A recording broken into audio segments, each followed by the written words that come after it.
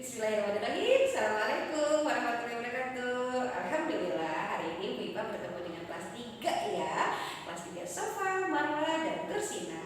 Mudah-mudahan kalian sehat semuanya ya. Amin. Keluarga juga ya, Masya Allah. Iya, hari ini SKI kita meneruskan pelajaran yang kemarin tentang keadaan perekonomian masyarakat Arab dan Islam. Ya, oke. Hari ini belajar tentang perekonomian, belajar tentang mata pencaharian. Mata pencaharian itu apa sih? Kita pikirnya mudah aja deh. Sebuah negara itu kan orang tuanya pada bekerja semuanya. Nah, alhamdulillah bisa menghidupi keluarga. Nah, itu berhubungan dengan perekonomian. Kita nggak usah perekonomian apa sih? Nggak usah pusing-pusing deh kakak ya. Pokoknya kita berpikiran tentang masalah pekerjaan dari masyarakat Arab pra-Islam pada saat itu apa saja sih? Ya, oke. Pekerjaan masyarakat Arab pra-Islam pada saat itu diantaranya ternyata cuma sedikit, ada pertanian, peternakan, dan perdagangan. Ini yang garis besarnya saja ya. Pertanian.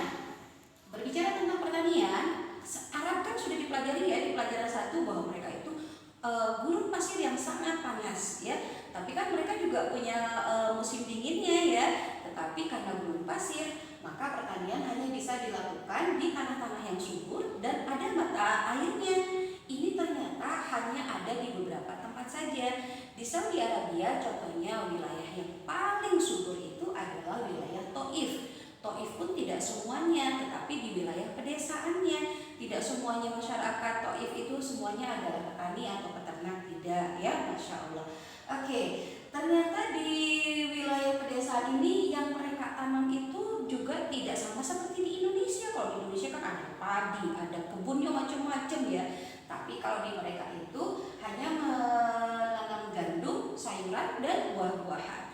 Mungkin kalau kita kenal kurma ya, itu untuk kurma itu buah apa sayur? Buah ya, itu kurma terkenal. Kemudian buah tinnya, kemudian zaitunnya, Masya Allah ya.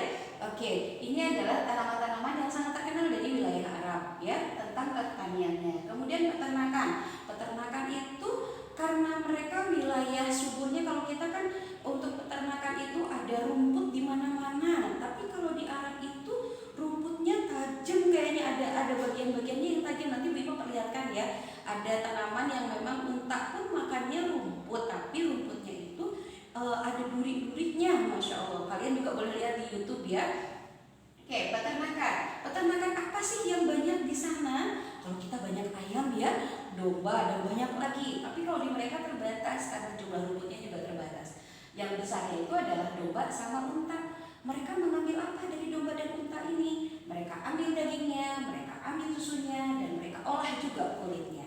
Jadi ini yang mereka olah untuk wilayah peternakannya. Ya, mata pencarian yang ketiga adalah perdagangan. Hasil dari pertanian dan peternakan ini kemudian diambillah sama para pedagang untuk mereka jual ke tempat yang lain. Mereka jual kemana? Mereka jual ke wilayah utara dan wilayah selatan dari wilayah Jazirah Arab. Di antaranya adalah ke wilayah Syam, ya, di wilayah utara, kemudian Yaman di wilayah selatan. Jadi mereka harus punya, semuanya juga harus punya jiwa pemberani. Tetapi untuk yang perdagangan ini, karena mereka akan berpindah-pindah tempat untuk memperjualkan barang dagangan mereka, mereka perlu orang-orang yang sangat berani, kuat, dan sehat tentunya ya. Oke, ini tentang mata pencahariannya. Kemudian tentang keadaan perekonomian, kita juga melihat tadi tentang berdagangnya. Tata cara berdagangnya seperti apa sih? Kalau mereka itu tata cara berdagangnya diantaranya adalah bagi hasil. Ya, bagi hasil ini kita ambil contohnya begini.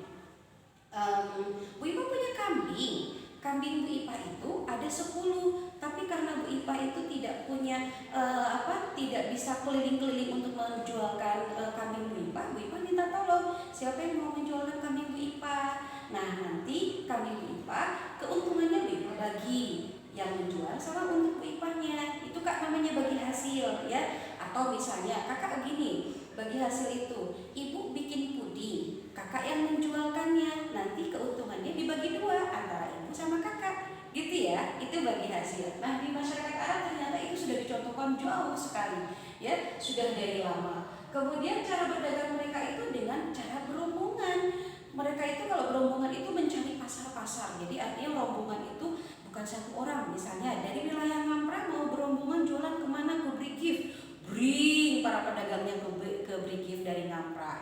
itu pasti ada, karena mereka harus melalui gurun pasir, mereka harus punya bodyguard para pengawal yang sangat kuat. Itu namanya maksudnya berombongan. Nama lainnya adalah kafilah, ya. Jadi kalau kita pernah dengar kafilah dagang, oh iya itu adalah rombongan dagang, ya.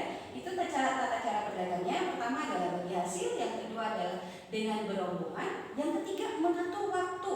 Jadi kalau kita setiap hari kan yang berjualan di depan di pasar itu ya tidak ada waktunya. Jadi misalnya dari pagi sampai siang itu waktunya aja, karena sebagian besar mencari makanan mencari bahan makanannya itu adalah di pagi hari.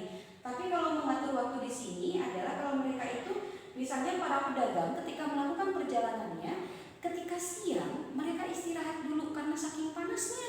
Ya, karena saking panasnya mereka istirahat untuk siang, tetapi malam mereka melakukan perjalanannya.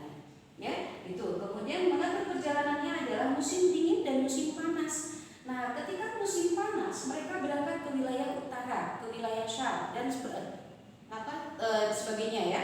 Bukan hanya Syam saja. Pada saat musim dingin, mereka ke wilayah selatan. Ya. Kemudian ini adalah ada 3 pasar yang sangat terkenal, adalah pasar Ukas, pasar Cilmazas, dan Madinah. Itu adalah nama-nama pasar di wilayah utara dan selatan yang selalu mereka kunjungi. Di daerah Arab Saudi juga banyak pasar yang terkenal, diantaranya pasar yang ada di Madinah, pasar yang di dekat Ka'bah itu juga sangat terkenal. Oke, hari ini kita belajar tentang keadaan perekonomiannya, sudah Bu Ipa jelaskan ya. Oke, kakak baca kembali, nanti tugasnya Bu Ipa berikan. Ya, terima kasih sekali sudah belajar hari ini. Ya, kita tutup hari ini dengan hamdalah bersama-sama. Alhamdulillahirabbil alamin. Sehat selalu ya. Wassalamualaikum warahmatullahi wabarakatuh.